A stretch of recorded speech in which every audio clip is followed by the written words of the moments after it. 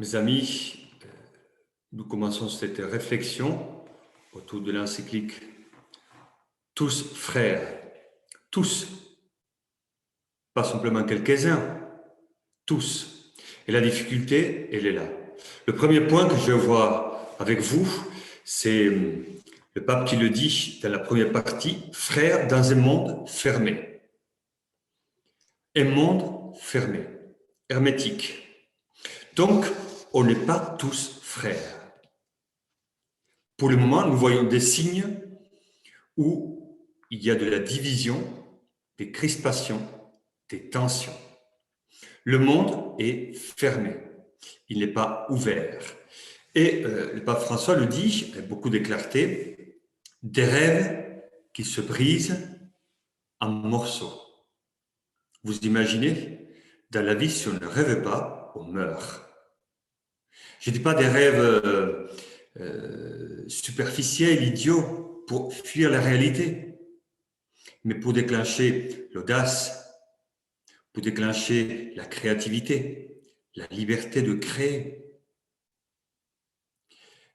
Mandela, au moment où il a été élu président de l'Afrique du Sud, il avait dit « Ne rêvez pas petit ». Il faut toujours rêver en grand, voir en profondeur, voir loin. Et si le pape dit que des rêves se brisent en morceaux, c'est parce que justement, il y a des conflits réels entre le peuple, des conflits à l'intérieur du peuple, des conflits dans les familles, des conflits dans l'Église. L'homme, en fait, est un être conflictuel. Il est primaire. Donc, il attaque, il se défend, il crée des conflits et des tensions. Et il cite les idéologies agressives. Et vous le savez, il est facile, très facile, de commencer par une idée intéressante, légitime. Ensuite, on va vers l'idéal, et ce mouvement est juste et bon, mais parfois on sombre dans l'idéologie. Et l'idéologie, vous le savez, n'a pas de cœur. Donc il y a dans notre monde, dans notre société, des idéologies agressives. Il y a de la violence. Et la violence commence par la tête, et après elle arrive aux mains et aux pieds. Et cette violence paralyse le cœur. Elle parle des nationalismes. Le nationalisme comme une idéologie agressive, violente. Un peuple se ferme, se renferme. Un peuple dit « moi, je protège les miens, je n'accepte pas les autres ». Dans le nationalisme, on tue la fraternité parce que l'autre est vu comme une menace. Dans ce monde fermé, il y a des tensions, des crispations, parce que dans le côté primaire du monde fermé, on voit aussi qu'on ne prend pas soin de plus petits, de plus pauvres, de plus vulnérables. On donne de la place, de la force, de l'élan à ceux qui sont forts et puissants, à ceux qui sont utiles dans le milieu peut-être économique, dans le milieu politique ou autre, mais les plus pauvres, les plus vulnérables, ceux qui sont inutiles selon notre société de consommation, eux, ils ne comptent pas. C'est une forme de fermer le monde. C'est une forme de violence. On sombre dans l'idéologie animale. Dans le règne animal, vous le savez, les plus faibles, ils sont laissés. Ils deviennent des proies pour les prédateurs. Mais nous, avec la raison, avec l'intelligence, avec le cœur et avec l'esprit, nous avons reçu l'Évangile, nous savons que nous devons aller au-delà de cette vision primaire. Il faut évangéliser la vie intérieure. Le pape dit aussi qu'il y a une fragilisation des droits de l'homme, au numéro 22. Oui, on parle beaucoup des droits des hommes, on parle du document, de la réussite, mais est-ce que les droits humains sont vécus? Est-ce qu'on les met en valeur? Est-ce qu'on les défend? C'est une question. Parce qu'il y a beaucoup de peur et beaucoup de violence. Et le pape, il ajoute à la peur et à la violence aussi la solitude, l'insécurité, au numéro 28. Et violence, cette peur, cette insécurité, nous la voyons, nous l'avons vue il n'y a pas longtemps. Nous l'avons vécu ici en France, des tragédies, un professeur égorgé, des personnes qui étaient dans une église à Nice égorgées. On a assisté aussi à la tuerie à Vienne, en Autriche. C'est terrifiant de voir ces actes de violence au nom peut-être de la foi, au nom d'un Dieu, au nom d'une idéologie, mais on tue les autres, on les élimine. Et en plus, dans le cas, ce que nous avons vu en France, c'est égorgé. Il y a un côté sacrificiel, pseudo-religieux, extrêmement moche pour notre mentalité. Et là, quand on voit ces actes, nous voyons que le fanatisme avance. Et dans le fanatisme, il n'y a pas de raison, il n'y a pas de cœur. C'est l'idéologie. Encore une fois, le fanatisme avance. Et comment pouvons-nous lutter contre le fanatisme? Quelles sont nos réactions? Il est intéressant de le savoir et de le voir. Parfois, nous aussi, nous rentrons dans une logique de violence et de vengeance. Et pourtant, l'Évangile nous dit, attention, chez nous, dans l'Évangile, il n'y a aucune place, ni pour la violence, ni pour la vengeance.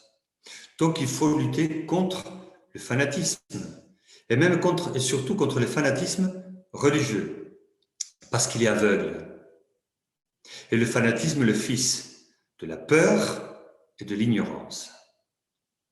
Donc, ce sont deux points, je pense qu'il faut faire extrêmement attention au fanatisme des autres, mais à nos réactions à nous.